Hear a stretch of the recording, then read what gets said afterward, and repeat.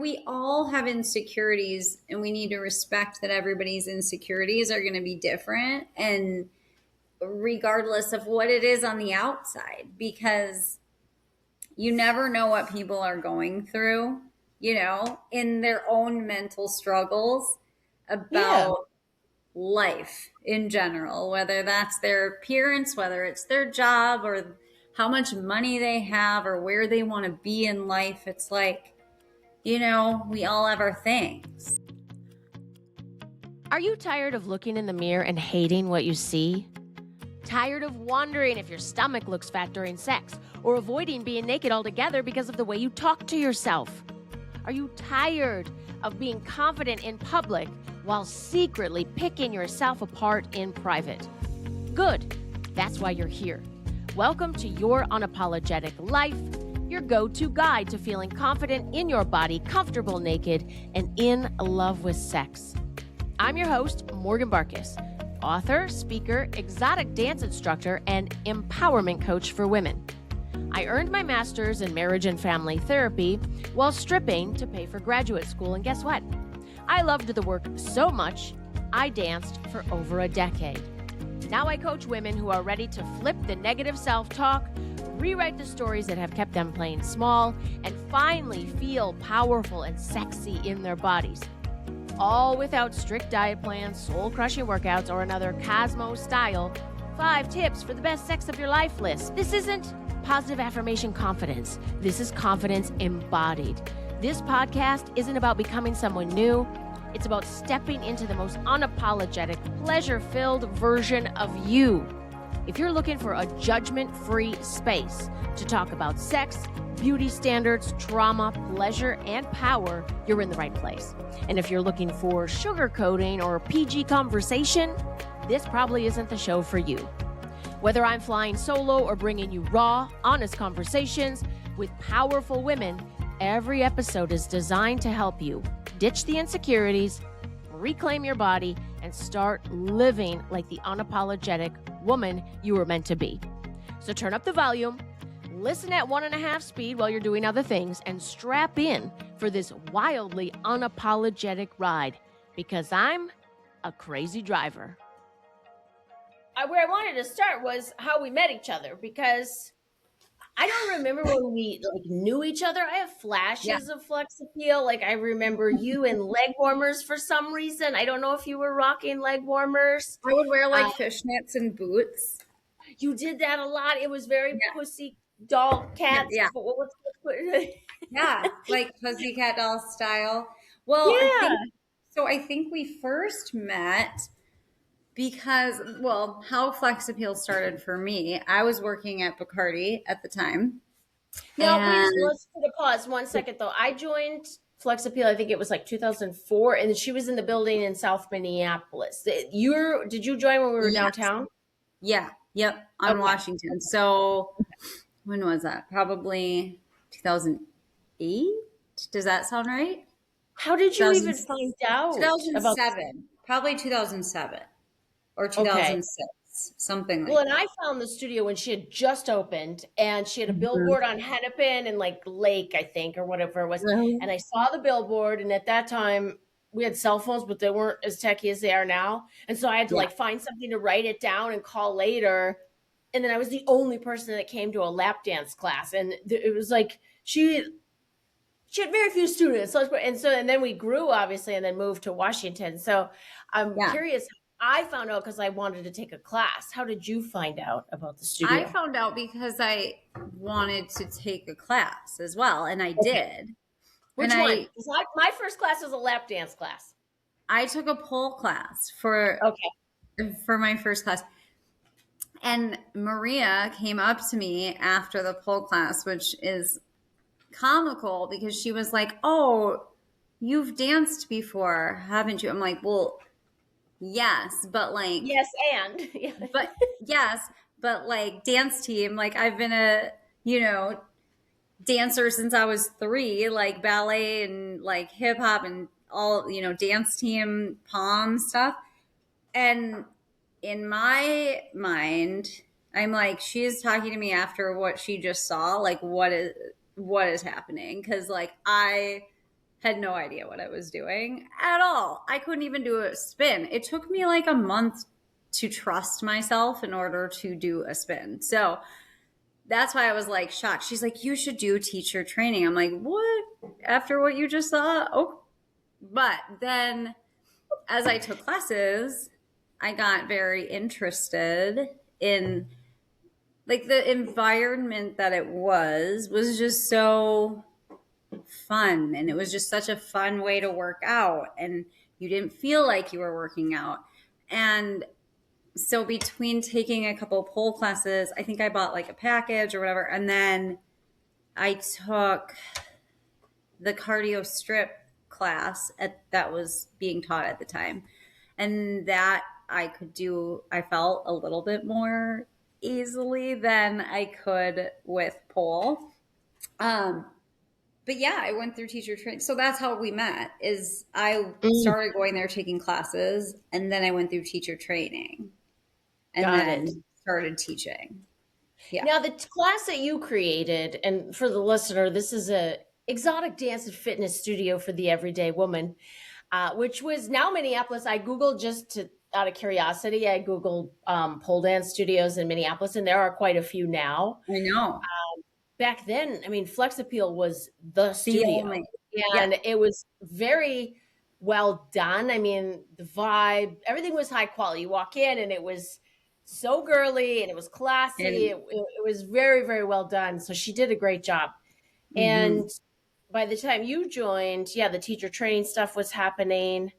Now, did you your class did you create it yourself? Because it seems unique to you, right? I did create that class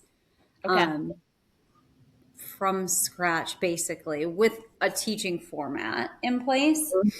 Mm-hmm. So at first, I'm like, what am I doing? I don't know. I don't know if people are going to like this. And, it was more dance, cardio, like Pussycat Doll, hip hop kind of a class. So, I was learning as I went too, but it ended up getting, pretty popular. I ended up teaching it a couple times a week, but it was so fun. It was just such a fun environment. And like teaching that class, between teaching that class and like doing parties for women and private lessons and all of the things. Like I miss the parties so much, and I miss then after I left that studio, I went to Body Blast in Eagan. Me too. I was already there. Oh, you were? Okay. Thank you for that reminder. And I'm flashing back to memories I have. Yes. When I taught pole fitness, my favorite was at Body Blast because it was just, I don't know, it's like a whole vibe. My favorite, like the parties and the community we created at Flex Appeal. Like I'm thinking about the road cruise when we were. I know. That was super fun for whatever radio station that was. So we can talk about that. And then we did, one time there was Sex and So Much More. I don't even know. It was like some kind of convention in Minneapolis, and there was a porn star there, and we had a booth, and there were male strippers, like the Minneapolis-based like males. And so I learned moves from them because they would come up like twice a day and do a show, and that's how I learned this move I still use today. I call it the magic mic. I love that. It's like, anyway, I wanted to like, thinking of like favorite memories when it comes to our students, and I have two that really stick out to me. One, I was doing an exotic dance workshop, and it was 6 weeks long. So it's like quite a commitment for these women. It was like 2 hours for a Sunday for 6 weeks. And I remember one gal in particular, she came in and her clothes were kind of baggy. She had like a baggy pair of pants on and a baggy t-shirt. And what I loved, and I tell the story over and over again to women because her body didn't change in 1 week. And the next week she was wearing hot pants and a bra top, so the comfort level with, like you were saying, the like-minded women, when you feel safe and you feel like we're not judging each other and we're just here to have fun and move our body in a fun way. And it's not that because so many women are like, well, I'll do that when my body is this and I weigh that and my stomach is this and I get my boobs done or whatever it is. And it's like, no, like this gal Right. like wore a completely different outfit in 1 week just because of how she felt being in the environment of other confident women that don't care, they're not judging each other. Does that Right. make sense? Right. Did you Well, experience that? I 100% did. And I think, every class that I taught, because I think this was important for me too. I kind of gave a little bit about my background because I think people, like, even when I would teach, like the parties, you always had some people who were like, like they're looking at you like, okay, like, who is this girl? Where does she, and so I'm like, I kind of gave my background, and like one of the biggest things that I always said, no matter what class that I taught, I was like, you're here to be you. Nobody's looking at you. They're looking at themselves in the mirror, or else they're looking at me because they don't know what they're doing. So you're safe. And like the second I said that, it was like people were like, oh, yeah, okay. Like their guard lowered right away. And so that was really important because I think whatever the reason is that you're there is different for everybody, right? Like whether you're coming to a party or you want to do it for you or just see what it's about or gain confidence, like you're all there for a different reason, but you all leave taking something different away from it, of the experience. And that confidence of like, oh my gosh, I just did that. And like, that felt really good. I think no matter what class you were taking, that's really what happened. As people walked away doing something they never thought they could or would do or had the body to do or the confidence to do. And that was really special to me, like having and seeing that progress, whether it was a 6-week session, because I used to do beginner pole sessions too, or a private lesson or a group class, like you see progress and like you really, really felt like you were making a difference in people's lives and in women's lives. And that was so powerful to me. That was the best feeling, that was empowering to me that I could help women break out of their comfy zone, however they were doing that. Like, because that is important for everybody, for every woman, it was important for me when I first started. I was like, I don't know what I'm doing. Like, I'm going to look like a fool, this little ballerina over here. But, like it changed me the first time that I went too. So yeah. I do remember one time I had a woman come from Wisconsin to come and do a private lesson with me. And she was like, I don't really know what I'm doing. She's like, I want to kind of do a dance for my husband, but like, I don't know. And I don't know what to wear. And we went through all of that. And I was like, well, first, let's just start on like you feeling comfortable, like moving, your body. And then like, we'll get to all of these things. And she laughed and she was like, thank you. Like, I've never experienced something like that. I've never felt the way that I felt. Like she even had questions of like, how do I initiate this? How do I, like I want to do this like sexy, fun dance for him to spice things up. But like, how do I even initiate like me doing that? What did you tell her? What did you tell her? Oh my God, I have to think. I have to think. I mean, I think I gave her, because I'm always one to give so many options. Like, well, you could do this or you could do it this way, because I think people have different comfort levels. But I think like, the first thing I said is, tell him earlier that day that you have a fun surprise for him.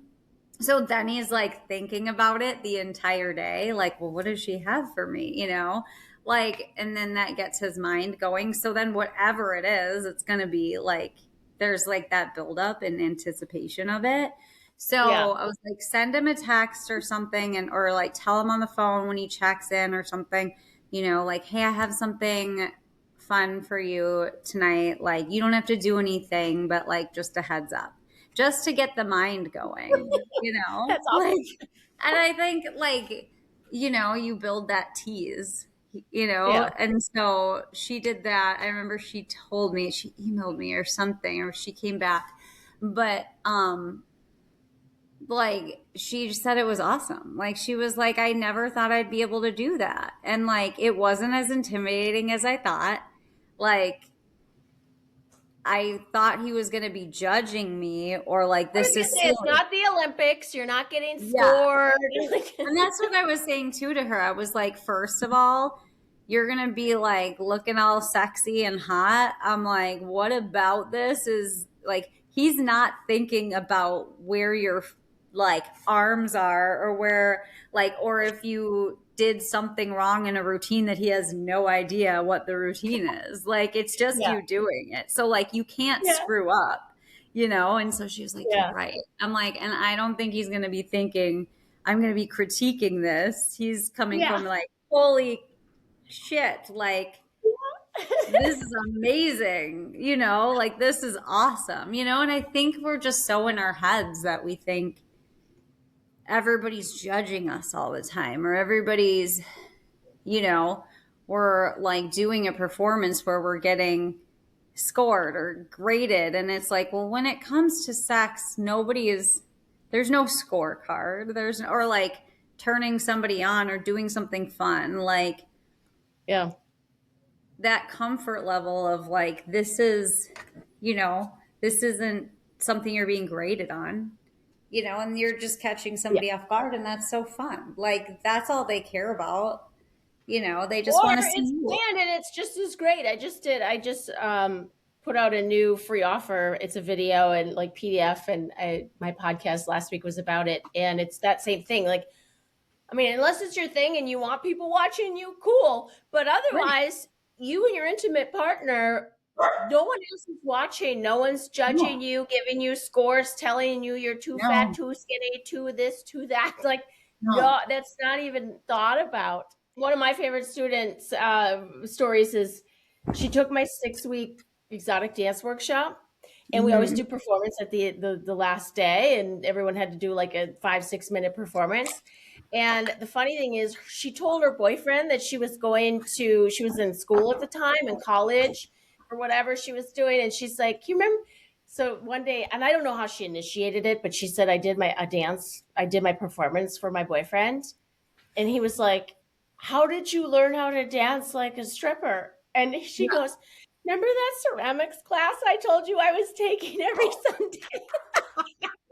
He's like, actually, it wasn't ceramic. Yeah, well, and the first time that I met Mark is because at Body Blast, it was because his wife Terry took my pole dance workshop at Flex Appeal in downtown Minneapolis. And she said, I came in real skeptical. She's like, I've been in fitness. I know fitness. I was like, I don't even know. And she said, I'm a fairly conservative woman. So I was like very unsure. She loved it. Yeah. And the first time I met Mark, he's like, wait, you're Morgan? And I said, yeah. And he's like, you're the Morgan. And I'm like, yes, I am. And he goes, you are the reason I have a pole in my bedroom. And he hugged me and he picked me up and hugged me. Right. Well, because it's fun and it spices things up, but also it is a really good workout too. Like, I did it when I did, you know, my first pole class. I did it because I was like, I want to do a fun workout. Like, I want to do a workout where it doesn't feel like you're working out, because I'm not like a gym person. I never have been. I danced all my life, you know, like that was my workout. And so I had stopped working out, I feel like, for so long in between, you know, high school and when I went to Flex Appeal. But I was like, I want to do something, but I want it to be fun. And then I was like, oh, wow, like this is more than fun. This is more than a workout. This is like a life-changing aspect, like all in one, you know? And like, I learned how to feel sexy in my own skin, Like at the time I was a Bacardi girl. So it was like, okay, I could put on like little outfits and be like, hey, here's a sample. You know, yeah, like, okay, great. But wearing a little outfit, that doesn't mean you're confident in your own skin as a whole, right? Like my mom would always say, like, you know, just because you look a certain way on the outside doesn't mean that's good for your insides. But I think that's like in general, right? Whether that's what you're eating or and you still look good or whatever it may be, or but because I think when you feel sexy as a whole, it's inside and out. It's not about what you look like on the outside. It's about how you're feeling on the inside, you know? And I think, you know, for so long, that is what Flex Appeal was about. That's how it started. You know, it kind of went a different way after a while, but that's why you and I were at Body Blast. And that was that same feeling of like women are here to be healthy, whatever that healthy is for them. Well, what I liked about it was the, like you're saying, you had your own transformation almost immediately. Like you take one class and you realize, oh, I didn't know my body could do that and it could look like that and it is sexy and I don't have to be a certain size to feel or look sexy. And so there was like your personal transformation.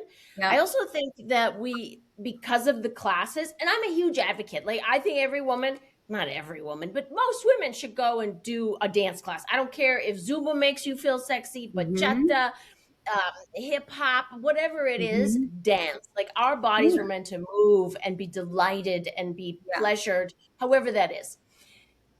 So I really, and I have to admit, like at my age now, I can't do pole dance. Like I took one pole dance class, my shoulder was fucked for days. So I was like, well, so I've aged out of that, you know. So I have arthritis and I danced for too many years and did fitness and all the things. So it's just not in the cards. Now, can I do exotic dance? Yes, because now I'm just moving my body in a sexy way as if I was on stage without trying to hold my body weight up with one arm. You know what I mean? Right. Like, so well, physically, and it's hard.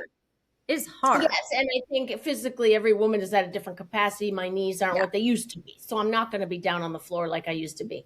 You know, so things like that. That being said, finding a way to move your body that feels sensual and sexy to you outside of the gym. And I think dance is the answer personally.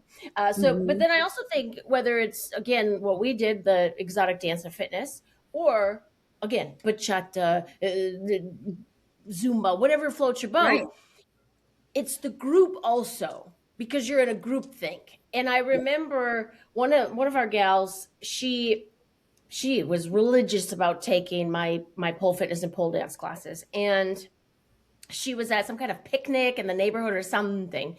And she noticed that the women, she was just going up to them and talking and trying to and they seemed real standoffish and guarded. And she said, Morgan, I forget that the environment we've created at the studio, because we're all there for the same reason, we're all there to cheer each other on and kind of feel empowered in ourselves, but also empower each other.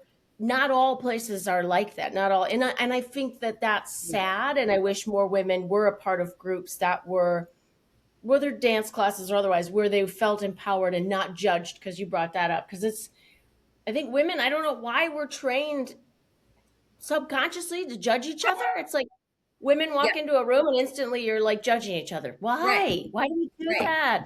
Like you forget that the environment that we created, not everybody was there yet, because they're coming in, you know, different, like what somebody's 15th class is somebody's first class, and they haven't gotten that experience yet. But yeah, I think you're right. We are so, like, I think, yes, women are judgy, but and tell me if you're wrong, sometimes I feel like women are judgy because they're not comfortable with themselves. Oh, right? Absolutely. Like, I remember, and I honestly, I don't know if you know this, I remember a girl years ago, she's like, oh yeah, I took a class on me. She's like, oh, I couldn't take that girl's class. And I said, why? And she said, because I felt bad about myself. I talk about you. And I was Oh, like, Emily cannot help that she's a little petite thing. Like this is not her problem. This is your problem. And I didn't say that to her. yeah. And it was like, oh, she's like, well, she made me feel bad about myself. Now you didn't make her feel bad about herself. Yeah. She Interesting. was comparing herself to you and To felt me. bad about herself. Yeah. And what's crazy, Pants, I mean, that's unfair to you. One, you're just you. I mean, you were just, Yeah. that's your body type.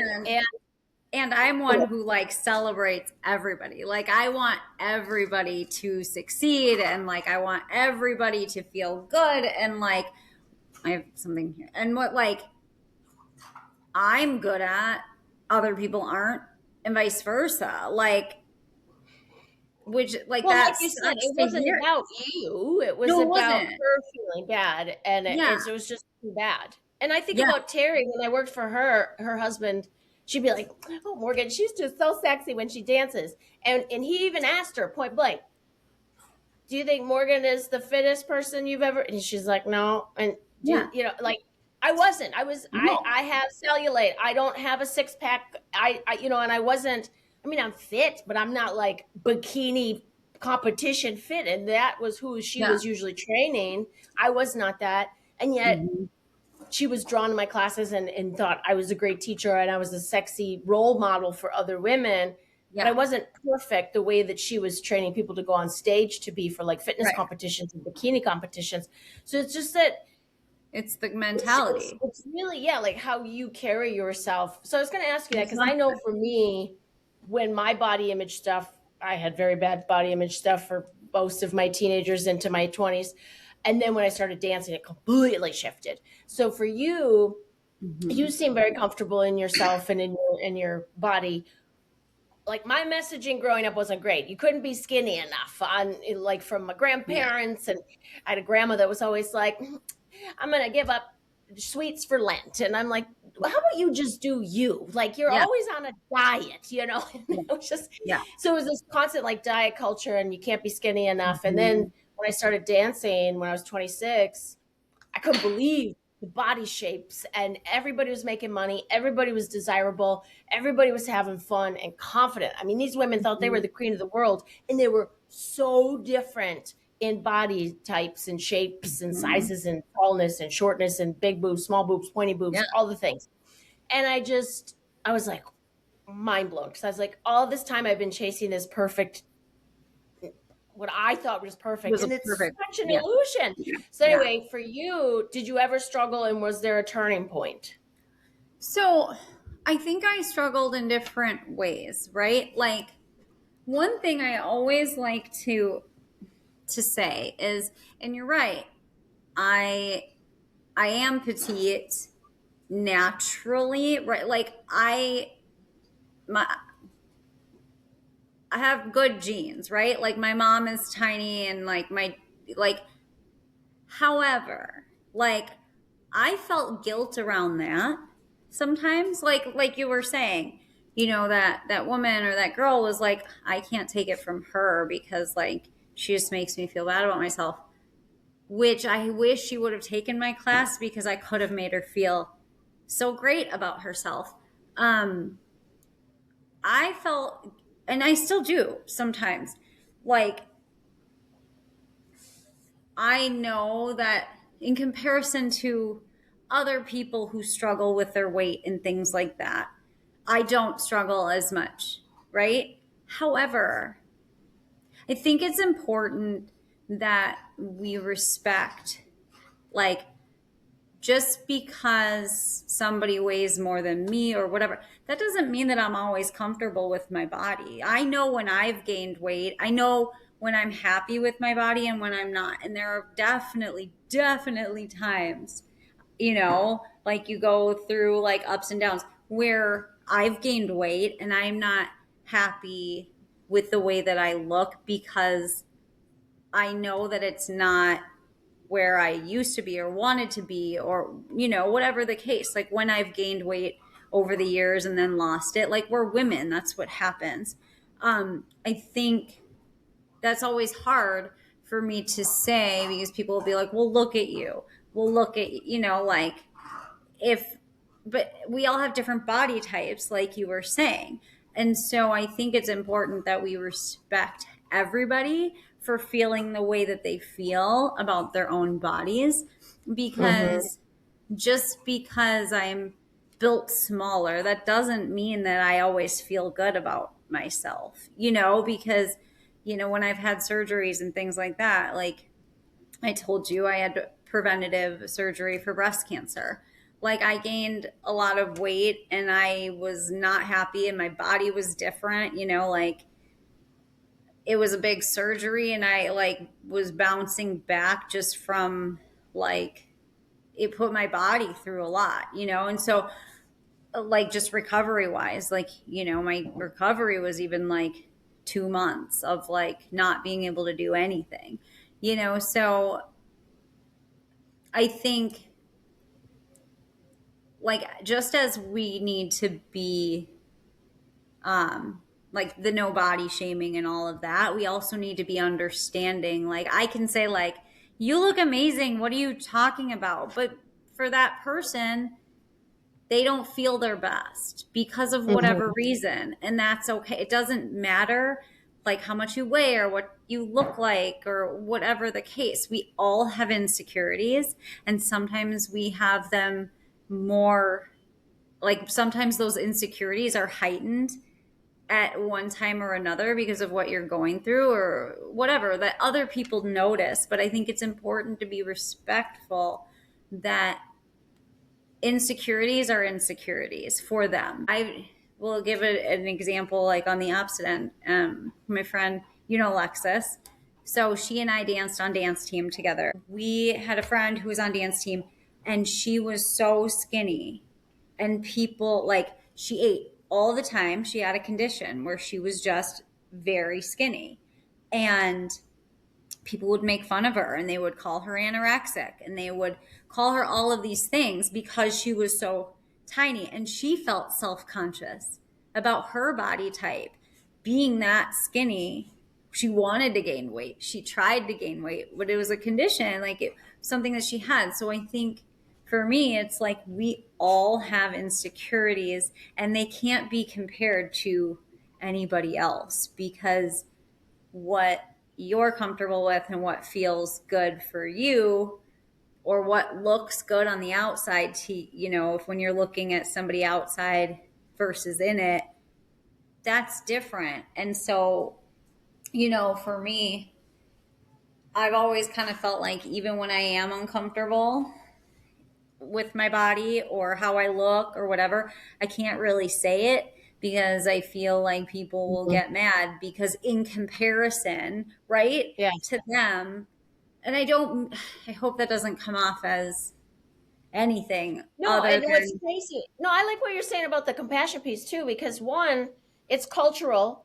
I was talking like if you were from an African country, most of the time, if you were skinny, your family wasn't wealthy enough to feed you. Like a sign of curviness and plumpness meant you were wealthy and you actually were eating good food. So our culture here in the States has glorified a very skeletal body, and it seems to be coming back, which is terrifying, but whatever. No, I also think you have to think about health. Like you said, everybody's on a different health journey, and you may, like I think of my friend, she, unfortunately, her mom passed from cancer, and her mom, her entire life. And when she said this on her podcast, I was like, whoa, now there's some perspective. So not only do you have your cultural, I mean, everybody culturally, depending on where you live and, whatever family dynamics, you either skinny, fat, there's all these words that get thrown around, that good, bad, whatever. There's also health, and her mom, her entire life wanted to be skinny.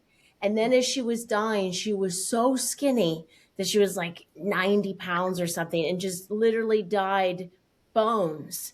And she told my friend, I would give anything to be healthy. Yeah. And that weight, I fought that weight all those years, and I would give anything to be that weight again and be healthy. So it's like, oh my God, like we spend, and I try to say this sometimes in my podcast and stuff, or when I'm working with clients, do you think on your deathbed you're going to be like, boy, I'm really glad I spent all that time stressing about every calorie and figuring out, well, how many macros to eat and spending all that money on the Botox? No, like it's all what you decide you're going to, it's just, Yeah. and healthy. I mean, I'm with you. I truly, Right. everyone kind of has a body type.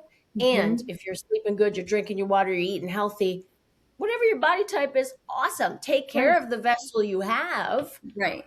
And don't waste so much time stressing about being something you're not. There was one gal Right. when I used to teach at a major fitness brand, and good God, the first time we got to know each other, she'd be like, Morgan, how do I get skinny? Yeah. And I said, tell me more about wanting to be skinny. I just want to be really Mhm. skinny. This girl was one of the most beautiful, her face, she was one of the most beautiful women I've ever seen in my life. She was just Yeah. naturally gorgeous. Yeah. And she was short and curvy, voluptuous. She was gorgeous, and she wanted to be skinny. And I was like, I don't understand why. And I just get in here and work out. And when I was coaching classes one day, and she'd come in the evening, and she didn't like running. I don't run. I'm a power walker. Everybody's like, "Oh, are you a runner?" No, I'm not a runner. I power walk my ass off. Yeah. And I don't run. It's against my religion. And so so she's in class and she's running. She looks miserable. Do you ever notice most people that are running look very unhappy? There's very few Yeah. people running that look happy. But anyway, We agree with she's you. on that treadmill and she is fighting and she doesn't want to be running. And she looks at me and she gives me a dirty look. And I said, I got off mic and I said, you're never going to be skinny, right? And that's okay. Well, At first her stepmom looked at me like, what? And I said, girl, neither one of us want to be Victoria's Secret models. Are you trying to be a Victoria's Secret model? Because I'm not. I said, you are so perfect the way you are. Stop fighting your body. And she's like, okay. Right. I almost had to like give her a slap in the face. Right. Well, and it's like, it's about being healthy and it's about being happy. Miserable. Don't do shit that is miserable to you. Take care of your body, but don't do stuff you hate. Hey, babe. Yeah. He's just For the making listener, if you're not on video, there's a beautiful dog in the camera here. Yeah. And his nose is just creeping on in. Like 2 inches from the camera. Oh boy. Yeah. He's climbing over the couch to come over here. This is the puppy that's in the shirt. That's awesome. Blake, let's share the puppy's name. People might love your puppy and his new comfort sweater. This is Noah, everybody. Noah is a puppy, and I put a sweater on him for the holidays as a joke. And I realized that he actually was more calm with it on. So now I just put him in clothes every day because, we just hope that he is going to be calm, which he's not anytime that I'm on a video call. But I think it's about being healthy, right? Like, it's not about being skinny, or it's about being healthy for your body type and for you. And it's about doing things that make you feel confident. Now, like whether that is Botox or working out or wearing this or wearing that. I like to tan. I know we're not supposed to tan. I love a tanny bed. Give me the tanny bed, baby. I know it's not good for me. Do you put the sticker on, the Playboy sticker? I don't like any tan lines, Emily. I'm in there nude. Well, yeah, obviously. But yeah, I mean, it's like, do whatever you want to make you feel good about yourself, but also respect that just because you wish you could look like that or have that, they probably wish they could have some of the things you have, whether that's, your confidence or your, experience or your brain curly or your hair. I would love curly hair. Right? So it's like, we all have insecurities and we need to respect that everybody's insecurities are going to be different, and regardless of what it is on the outside, because you never know what people are going through, in their own mental struggles about life in general, whether that's their appearance, whether it's their job or how much money they have or where they want to be in life. It's like, we all have our things, and it's important that we recognize that, and you can look at somebody and be like, well, look at them. They look perfect and they're always so cute and their clothes and this and that. Like, I will be the first to admit, I'm like, oh my gosh, I need somebody to like dress me these days. I'm like, I feel like I wear the same thing every day. Right. But like, they may look all put together on the outside, but that doesn't mean they're feeling that way on the inside, and it's kind of like we're always striving for perfection. And I will admit, I am one of those people. I'm so hard on myself. I am, and I've learned throughout the years, and just like, it's a lot of like, if I don't know if anybody out there has ADHD, but women and ADHD, that perfectionism is a big element, like, that I'm trying to overcome, that a lot of women with ADHD have. It's like you're trying to overcompensate. And so you're always feeling like you're not like where you should be, or you should be this, or you should be that, and so we all have these mental struggles, but and so I think, you and I were talking about this before the call today, where confidence, you don't wake up confident every single day. Sometimes you have to work at it. Like, sometimes you have to, you wake up and you're like, God, I feel like shit. I feel like nothing is going my way, and I don't look the way I want to, or I don't feel good about myself right now. Like, but you have to find little pieces. Like, when you're having those days, you have to look for little things in your life that you're like, yeah, I am doing well at this, or I am this. Like, you have some days it's not easy, but you have to work at it a little bit harder than you do maybe one day where you wake up and you're like, fuck, I can conquer the world today, right? Like, and God damn it, I got abs today.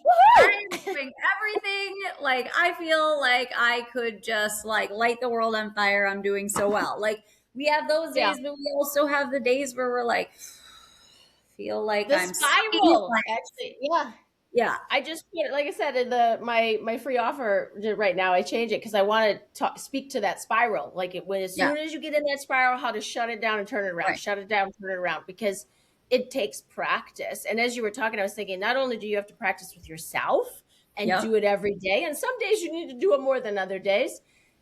It's also, in my opinion, when you start to compliment other women, instead of seeing a woman and thinking, oh, I wish I had that, or bitch, like some people, if they don't have it, then they get like almost like mean, because it's not really, but like Nikki Glazer talked to that. She said, I listened to an interview recently, and she said that oftentimes she would say something sassy or not very kind, and it was coming out of her insecurity. It wasn't about the other person. Right. And then she had to apologize later, because she's like, I did not mean that. I was in a bad place and I said something not kind. And so I've noticed the more women compliment other women, especially if it's something that you are envious of or really admire about another woman, it doesn't lessen you at all to say to her, girl, that looks so good on you, or your hair is so amazing, or whatever it is. Like, I try to constantly say something really great about someone else, because it's not that I'm mad, sad, or envious that she has it and I don't. It's more like, I appreciate me and I appreciate you. Yes. So it's more like just appreciating yourself and appreciating other women. And what woman doesn't like to get a compliment from another woman? Because when you get it from a woman, you're like, really? Oh, thank you. Okay. That's what I was going to say, is I try to do the same. And I do find myself just naturally, complimenting people's like clothes. Oh my gosh, that's so cute. Whatever. I think it's really important, because you're right. And like, think about how you felt when somebody compliments you, just the smallest compliment. I mean, I will get like caught off guard. I'll be like, oh my gosh, thank you. Yes. Wow. And I'll think about that. Like, I will think about that, it just like throughout the day, I'm like, that makes you feel so good, because again, some days we're not feeling like, the best, and what we're like, whether it's like an outfit or whatever, like, you're like, I'm wearing this again. Great. Like, you don't feel like it's anything fun and special. But when somebody says something to you, that changes. Like it changes kind of the trajectory of your day sometimes. And just a small thing like that can change somebody's, like can actually change somebody's day. And it can also make you feel better from like when you feel better from the inside, you can reflect that on the outside, and doing nice things for people makes you feel better, you know? Like I was just thinking about that. Like when you're in service of others, it's usually if you're feeling bad, that's the first thing you should go do is like be of service. And then that usually turns that frown upside down. Thank you so much for tuning in. If today's episode hit you in your heart and left you feeling empowered, please do me a favor and leave a review on Spotify or Apple. It helps more than you know, and it makes it easier for other women to find this show and feel less alone. And if you're feeling bold, screenshot the episode and share it on your stories or DM it to a girlfriend of yours. Getting the word out is how we grow this unapologetic movement. This podcast exists because women like you are pure magic. And feeling confident in your body isn't something you earn, it's something you decide. You can keep holding yourself back, or you can start living out loud. Dress how you want to dress, chase the dreams that light you up, prioritize your pleasure, and fully enjoy the delicious, messy, powerful experience of being a woman. Until next time, get at me in the DMs. I always love hearing from you.